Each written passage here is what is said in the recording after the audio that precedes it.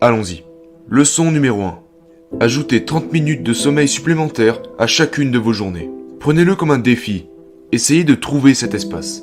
Calmez votre esprit et faites une sieste de 30 minutes. Et vous verrez que cela fera une très grande différence.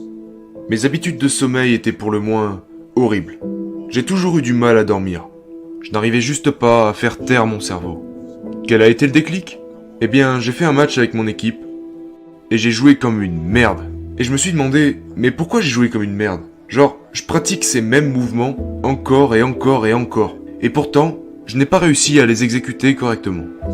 Je me sentais lent et je savais que ce n'était pas à cause de mon entraînement, parce que je m'entraîne de manière obsessionnelle. Et puis j'ai commencé à chercher d'où ça pouvait venir.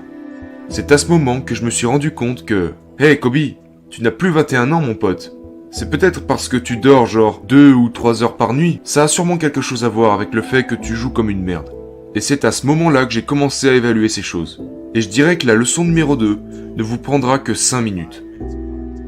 De méditation. 5 minutes pour entrer en pleine conscience. Et de seulement s'asseoir et de trouver cette voix intérieure. De préférence le matin, au commencement de la journée. Je médite tous les jours. Je médite tous les jours et je le fais le matin et je le fais environ pendant 10 à 15 minutes. Et je pense que c'est important parce que ça me prépare juste pour le reste de la journée.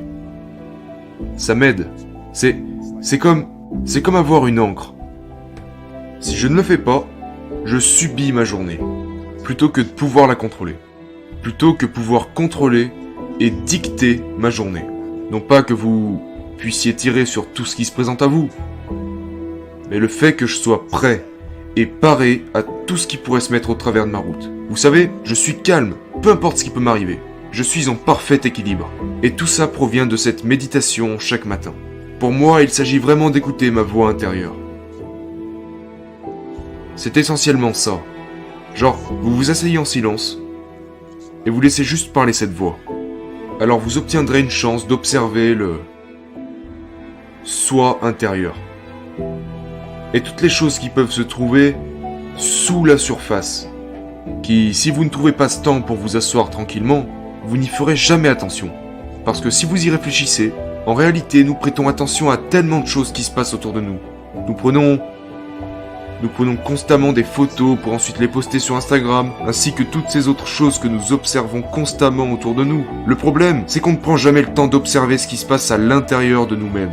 Voilà ce que représente la méditation pour moi. En 2000, nous avons eu un nouvel entraîneur qui est venu aux Lakers de Los Angeles au nom de Phil Jackson. Et Phil venait de remporter 6 championnats avec les Bulls. Et il était vraiment focalisé sur la pleine conscience et sur la méditation. Et ce n'était pas une option pour nous. Donc nous nous asseyions dans notre salle de cinéma, puis il éteignait les lumières, et nous méditons tous ensemble. Et il nous enseignait la pleine conscience. Et je me suis vraiment connecté parce qu'il enseignait la pleine conscience à travers quelque chose qui nous passionnait vraiment, qui était les matchs de basket. Il nous disait que ça nous aiderait sur le terrain. Et donc je suis devenu très curieux à ce sujet. Et ça a été mon introduction à la méditation. Après ça, j'ai vu l'équilibre avec lequel nous avons pu jouer.